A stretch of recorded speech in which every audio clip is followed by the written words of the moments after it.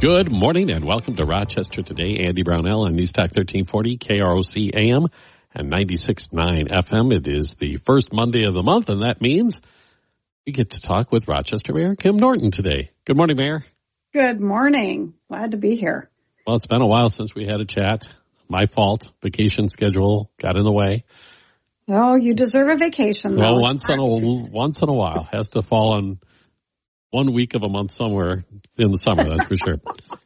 In the summer, yes. And it's been a while since we've talked, but I remember earlier in the summer, the mayor's office and yourself, you were launching the public input portion of the, if I get the title of this right, Vision 2050? Rochester Vision 2050. You got it. Pretty close, okay.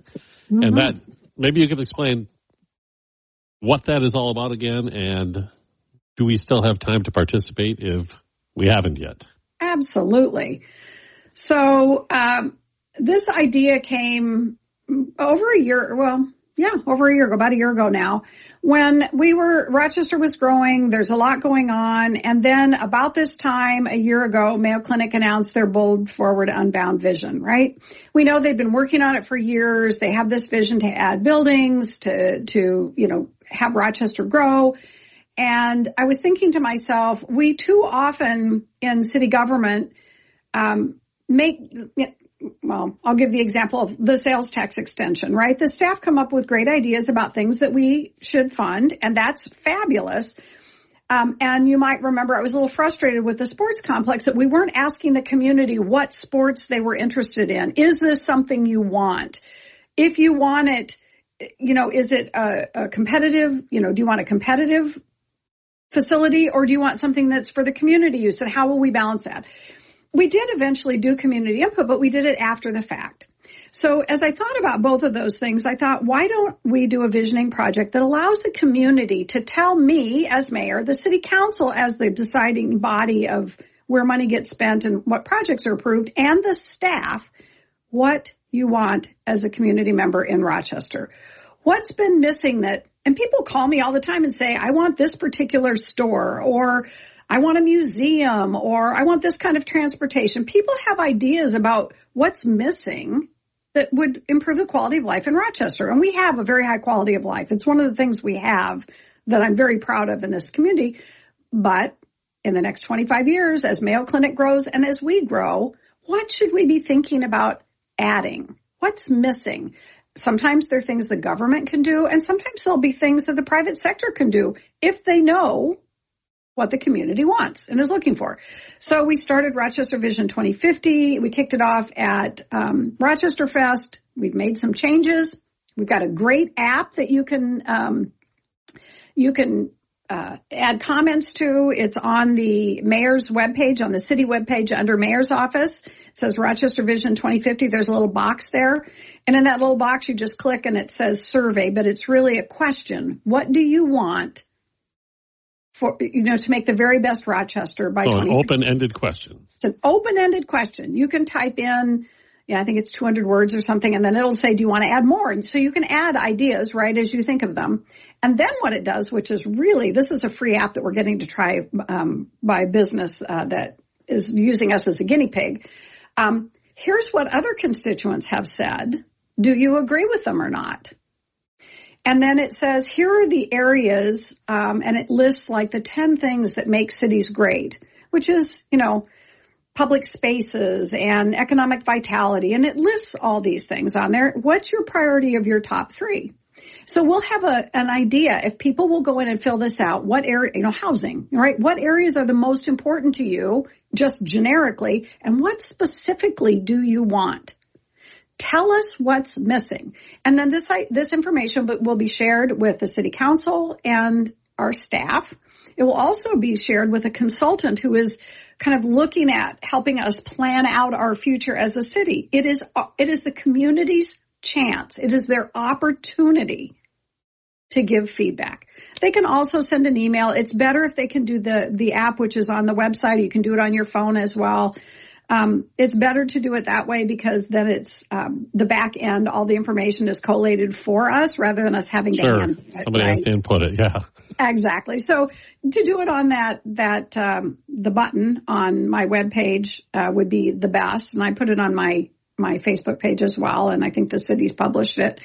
That's the best way. But we'll take input. We have the 507-328-2050 as a phone number. You can call and leave a message with an idea that way too. So we've made it as user-friendly and easy as possible. There are multiple ways to give that input. And we just ask the community between now and, to your point earlier, the end of this month. Okay. Halloween is the day we want to close this out, so we have time to get it ready for the consultants who are going to use this as part of city planning. Have you? Do you get an opportunity to take a sneak peek at some of the suggestions? Have you? And to that end, have you seen anything that piqued your interest? Well, we did early on, and we also take, written notes. We were at when we had tables and booths around town at Rochester Fest and downtown. So I've been able to see some of them. Yeah, there's a particular restaurant or two. I don't want to tell people because then they'll fill it in.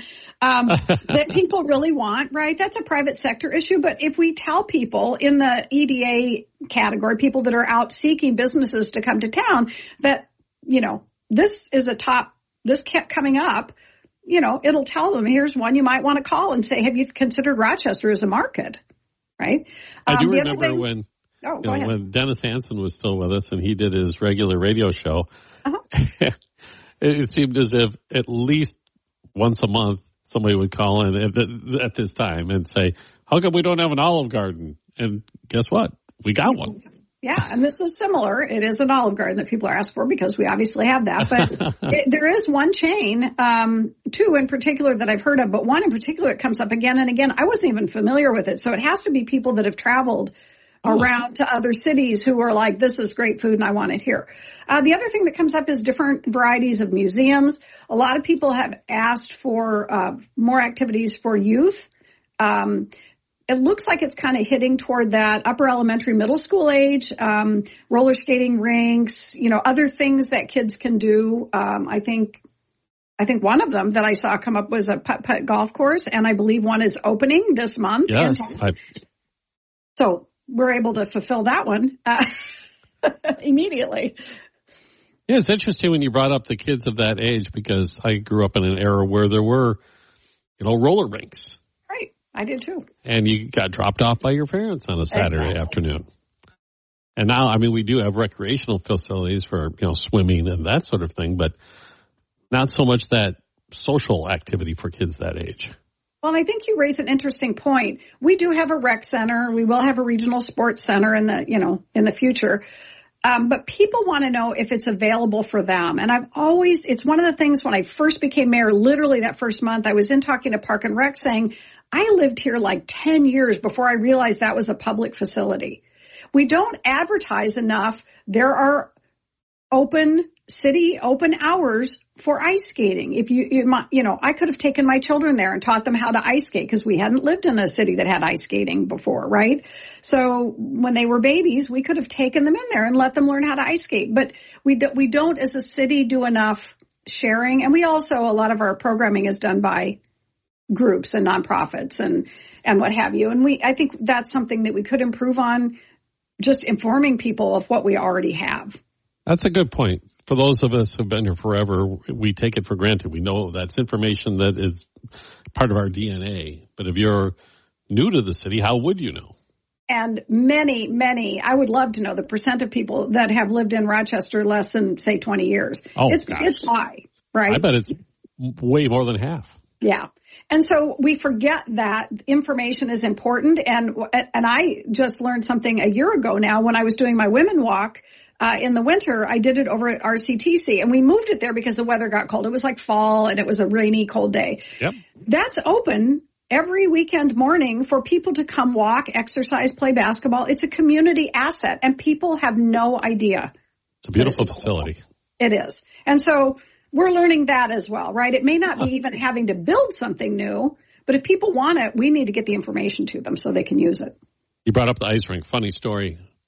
I have neighbors who have little ones who are into ice skating. Of course, that's a big deal in this town, figure skating. Mm-hmm. And they were taking advantage of the open skate at the rec center. At the same time, the Vikings game was on. So there was quite a debate on the ice about whether to have the Vikings broadcast over the speakers or music. And I thought that was classic Minnesota. I want to know which one won out. I never heard the resolution to it.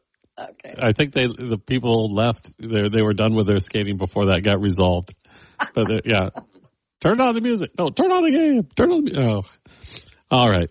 I'll throw in my suggestion. You don't have to input it, but I'm being a little bit facetious when I say it. But it is the one thing I consistently go back to as a social activity as a teenager that, and this just probably nostalgia is all, outdoor theater. There you go.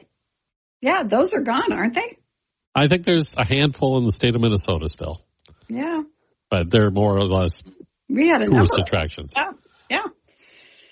So that's what we're looking for. So thank you. Go to the website, right? Go to the city's website, and if there's also a QR code, we hand it out all over the place. I believe there's a banner out in front of City Hall that you can go to the QR code. I posted on my Facebook page, and we'll keep sharing information. Look for it. Actually, there was an article or an ad in the newspaper and online. So we will continue to get that information out. Okay. 30 days though. We need them to do it in October. Halloween's the deadline. Okay. Mm-hmm. Rochester Mayor Kim Norton was with us this morning. Rochester Today. We'll be back in a moment. News Talk 1340, KROC AM and 96. Welcome back to Rochester Today, Monday morning with Rochester Mayor Kim Norton. I'm Andy Brownell. News Talk 1340, KROC AM and 96.9 FM. Mayor, you mentioned as part of the Rochester Vision 2050 initiative, the funding that is coming into the city over the next couple decades with the voter-approved sales tax extension. And I know there was just a week ago, the city council met and was given an update by staff on, I don't know what, I guess how the money's coming in and what the plans are for how it will go out. Maybe you can bring us an update on what's happening with this. I know the obvious one is the regional sports center because that gets quite a bit of news coverage because that's going to be a more immediate process. But some of the other things are long-term, right? Yeah, it was an interesting discussion. It was an update for the city council and myself about where the staff are in the process. And there are a couple things that came out of there that were very interesting. The first was it looks like the amount of the sales tax, initially they had talked about maybe it being 20 or 22 years worth of collections. It looks now like it's going to be much shorter than that in order to reach the amount that they got approved by the state. And part of that is because we're growing and we've rebounded from the pandemic so nicely that, the revenues are higher than anticipated, which means more money and we'll reach our goal sooner. So that was one interesting fact. The other was kind of sad, but we find that the land, the 3 or 4 pieces of land we were seriously looking at for that athletic facility, they're calling it a regional complex, is the folks that are selling it want far more money than we're able to pay. And so the site that was kind of, at least among the city council members, kind of our number one selection that was, I think it was the top one, that people were considering, the price and the expectations of the seller are, we can't pay what they're asking and still build the complex we promised the community. And so that's been really disappointing. And my hope is that they will come back to the table with something reasonable. If not, we'll go to one of the other, sites that they looked at. But that was a little bit of a surprise, I think, to some of us to have that. And that's the old IBM complex. Yes. So the other ones are kind of my neck of the woods, closer to shops on Main and that area, and then on the west edge of town. Yes, there's another one out west. And you can make any of the sites work. It's just if you have something more central, you already have the hotels downtown that are empty on the weekend that we promised they could be filled by this project. As you start moving further out on the edge of town, the likelihood that people will drive downtown to fill those hotels starts becoming less. And what becomes more interesting to people is building more hotels out by the complex, which I'm not sure we really need right now. So it's, we just have to think about this, and things that are centrally located that have plenty of space and parking are few and far between. And that's, that site has kind of been standing underutilized since IBM downsized. And this would have been such a nice opportunity to be able to, kind of grow with their vision for their site and have this there too for primarily weekend use, but also hopefully community use during the week. So but as you said, the book's not written yet. Exactly. There's still discussions. And my fingers are crossed that, people take a step back and say, what would be best for the whole city? Now, the other money coming in is for economic vitality, correct? And then road projects. Flood and roads. Yep. Infrastructure improvements and maintenance.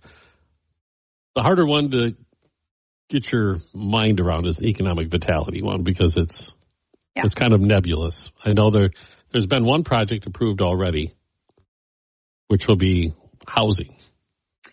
They're already working on housing, and we know that's a need in this community. So coming up with a variety of ways to get housing stock for the right price levels and seniors is a priority. And so they're working hard on that. I've appreciated they've been working on it, right, for years.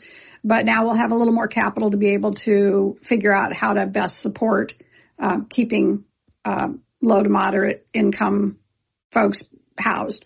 So they'll be working on that. There's also a portion of that will go for business growth, economic development in our community. And, I've been asking folks to come together because we have revolving loan funds for, growing businesses. That's great. But we also have the need for more entrepreneurs and small businesses. Really interesting last night in an event at Collider where they were talking about this issue that I'm going to have the numbers slightly off, so please don't quote me for the exact dollar, but around 7,000 small businesses and employers from small businesses have happened in Rochester compared to in the 1,000 level in Minneapolis. Rochester's small business growth is booming.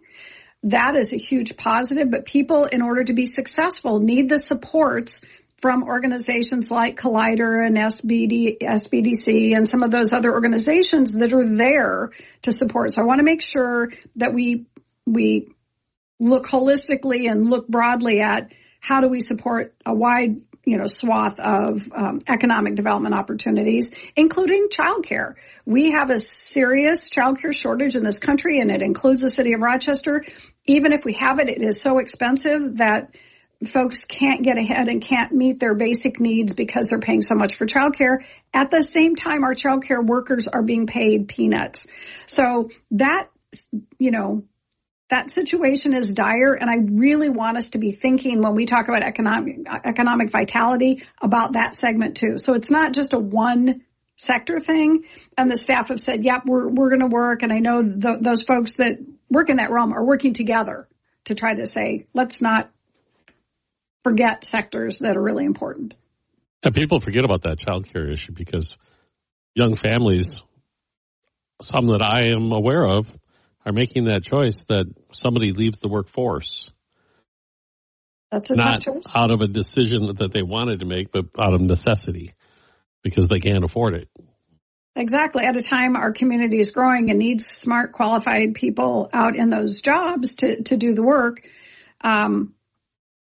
It's a tough choice. And when you see the amount of money that people are paying for childcare, it's not just a few $100s, it's thousands and thousands of dollars if you have, more than one child a month. And that's shocking. It's for some people more than their house payment every month. Right? And if you have an infant, it's even hard to find a place to put an infant. Exactly. And when I say infant, I mean 4 to 6 months in a year. Totally. And quality is important. And so we want to make sure that if family, friends, and neighbors, grandma is caring for the child's still getting the type of quality support they need in order to be successful when they start school. And, it's harder to reach people in a family, friends, and neighbors type setting than it is for a daycare, which has a curriculum and, trainings and whatever for their staff. So it's an interesting situation and one I'm going to be focusing on more in the next year. And that's all part of this global discussion concerning the economic vitality sales tax revenue. It is. Okay. And I'm happy to see that those groups are talking to each other to try to find solutions. Great. We already have to take a break for news. Rochester Mayor Kim Norton with us this morning. We'll return in just a few moments on Rochester Today. News Talk 1340, KROC AM and 96. OC News App. Good morning and welcome back. Rochester Today. It's Monday. I'm Andy Brownell. News Talk 1340, KROC AM 96.9 FM. And we're chatting with Rochester Mayor Kim Norton, as we try to do every month on the program. And we started talking about the daycare issue, which I often have Tim Penny on from the Southern Minnesota Initiative Foundation, and that's one of their focuses. Yes, and I find it a topic that a lot of folks are not aware of how difficult the situation is for young families. And the choices that they're faced with making, and some of them choosing not to have children because the costs. And that has some very significant impacts for our society moving forward as well. But to that end, I received an email a few weeks back that you had been accepted into a fellows program dealing with early learning. Yes.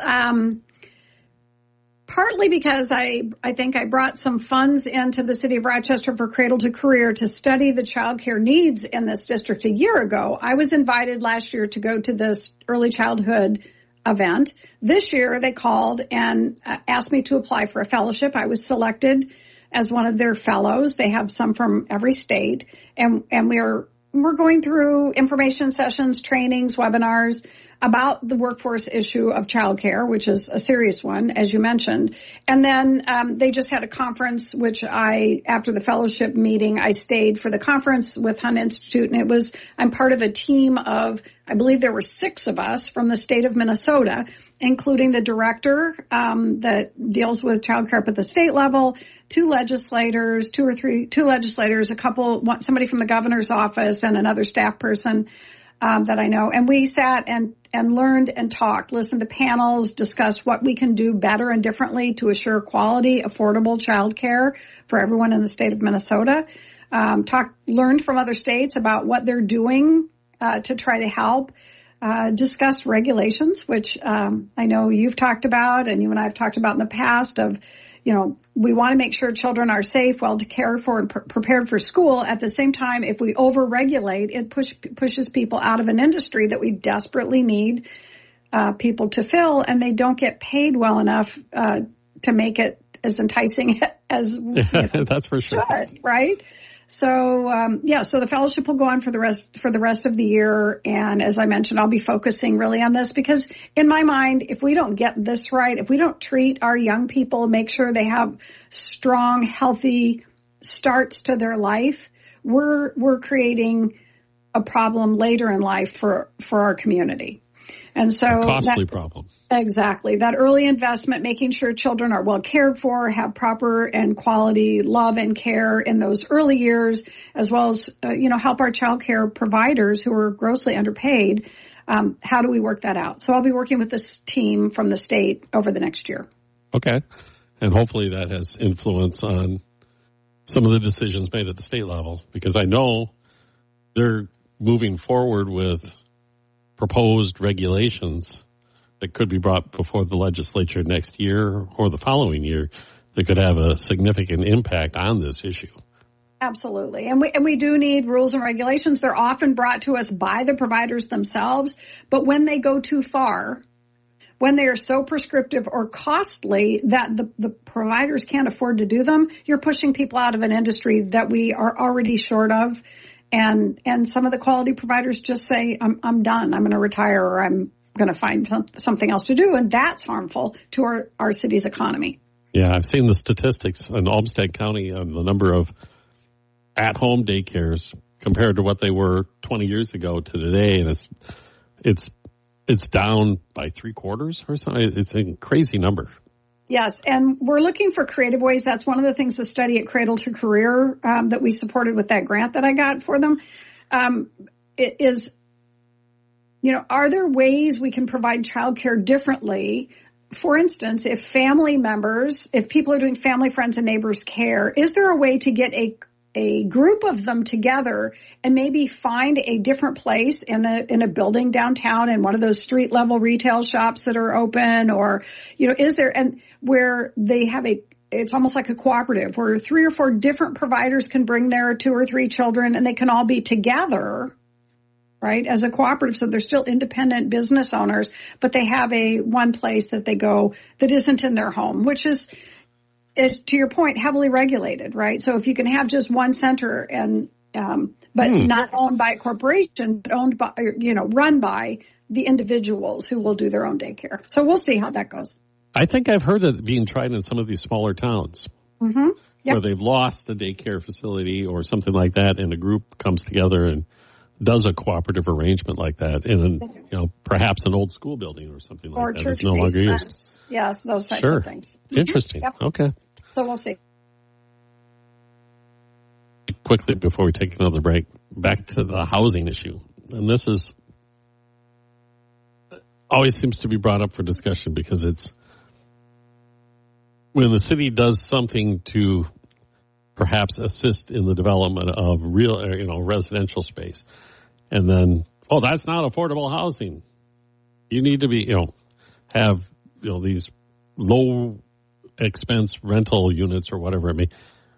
But it's more of a global vision, right? Because in the real estate sector, it's called the churn, I think, if I'm right.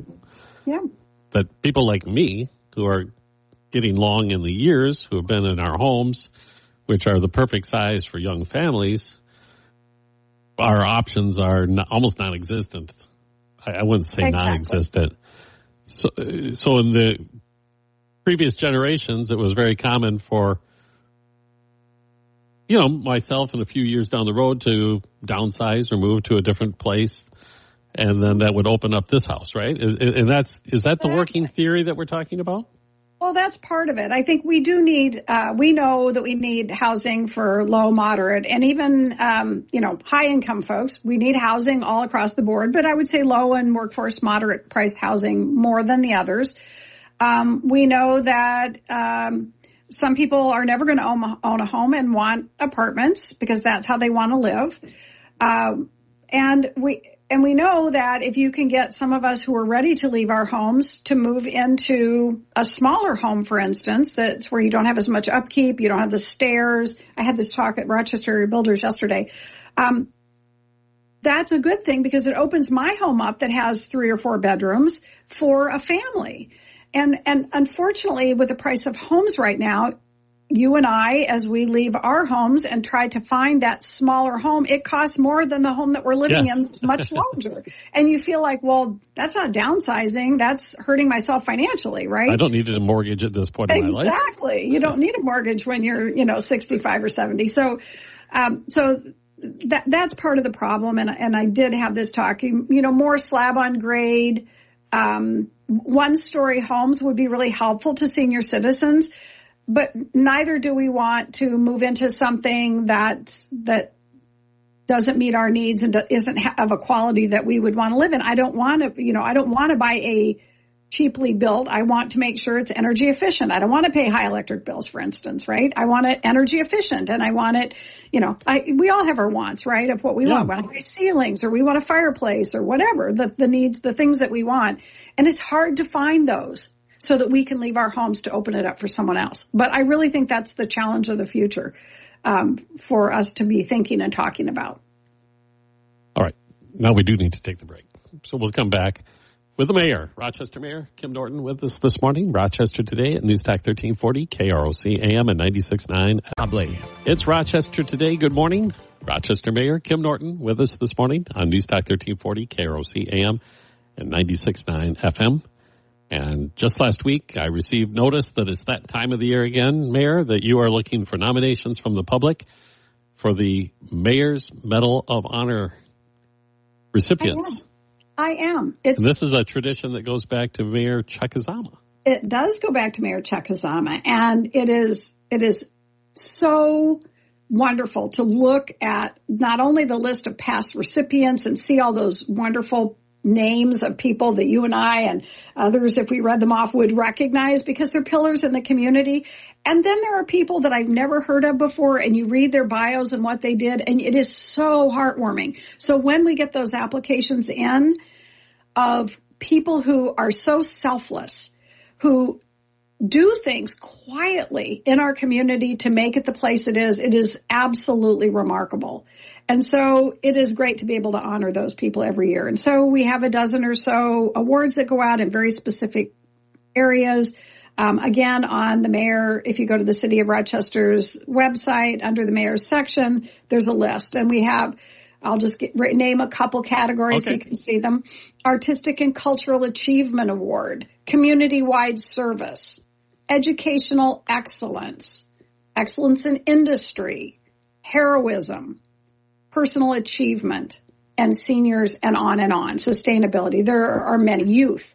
There are many categories. So I would ask that if you know someone in this community, and I know everybody does, who goes above and beyond, who does things for people without expectation of recognition or award, but just makes our community a better place. If you'll go on my website and click on one of those categories, or a couple if they seem relevant, and put an application in for that person. We can't, we only select one for each category typically, but I think Mayor Hazama hit the nail on the head with this type of award. It is a way to recognize the ordinary heroes in a community who are so deserving and go unrecognized most of the time. So please go out there. So if I have an idea, do you need just the name, or do you want a little background information about why this person is deserving? Yeah.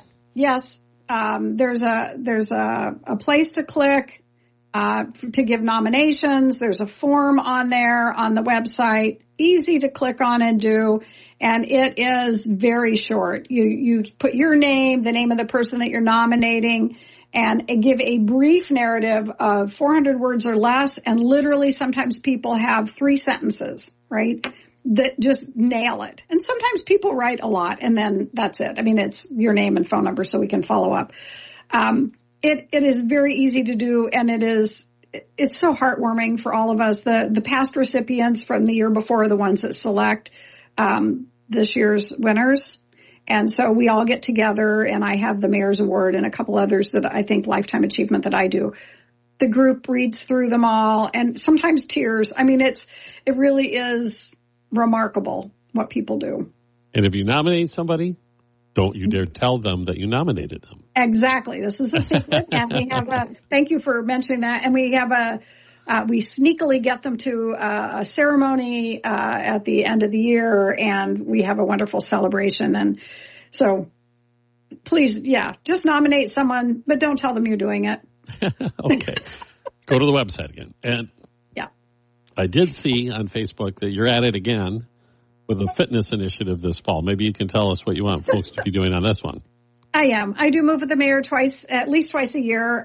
This is our fall challenge. We roughly, this year it was September 15th, October 15th, but if you do 30 days in this general area, online, again, there's a Move with the Mayor box. You can click on it. It has a little form that you just set a goal for yourself, like I'm walking. Except for weekends, I have to find a different way to do my exercise on the weekends. But I walk with a woman every morning at between 6:30 and 7 for roughly 2 miles, and before I go to work. So that's what I'm doing to try to stay in shape. But we know physical and mental health is important for a long and happy life, and so I'm doing what I can a couple times a year to say, get back in that habit. Don't just do it New Year's resolution and forget. Take care of yourself, your physical and mental health, and exercise. So Move with the Mayor is going on, and then we'll have prize drawings. And speaking of prize drawings, Andy, I didn't mention this before, but there is a $200 Delta Travel Miles gift card available for someone who fills out that Rochester Vision survey. So we're also doing a little bit of a carrot. Or lunch with the mayor. We'll do too, but I'm sure the people that have lunch with the mayor will be deeply disappointed. I would rather have that trip. But either way, we are doing a little incentive for that I forgot to mention. So, okay. So with the fitness initiative, go to the website again. Again, that website has all my initiatives. There's, half a dozen or more initiatives that I do every year. Click on it, and it'll give you everything you need to know. And you can always call our office if you need more details or email me. Yep. So if you go to the website, Rochester, Minnesota, Google it, it'll get you there. They go under government, office of mayor. Yep. Okay. Everything you need to know. Well, Kim, thank you again for spending time with us. I appreciate it. And we'll get caught up again in about a month. Yeah, no more vacations for you? Well, I would love that there would be more vacations for me, but no. All right, well, Not for a little while yet. I'll see you next month, and then I'm going on vacation in December, so we'll talk. Oh, fantastic. Okay. Well, thanks, Mayor. Absolutely. Take care. All right. It's Rochester Today with Mayor Kim Norton. News Talk 1340, KROC AM and 96. Fall into big savings, all in the Baker's app. Buy 2, get 2 free on 12 packs of delicious Coca-Cola, Pepsi, or 7-Up with your card. Then get 3-pound rolls of flavorful Kroger 80% lean ground beef for $2.99 a pound with your card and a digital coupon. Shop these deals at your local Kroger today, or tap the screen now to download the Baker's app to save big today. Baker's, fresh for everyone. Prices and product availability subject to change. Restrictions apply. See site for details.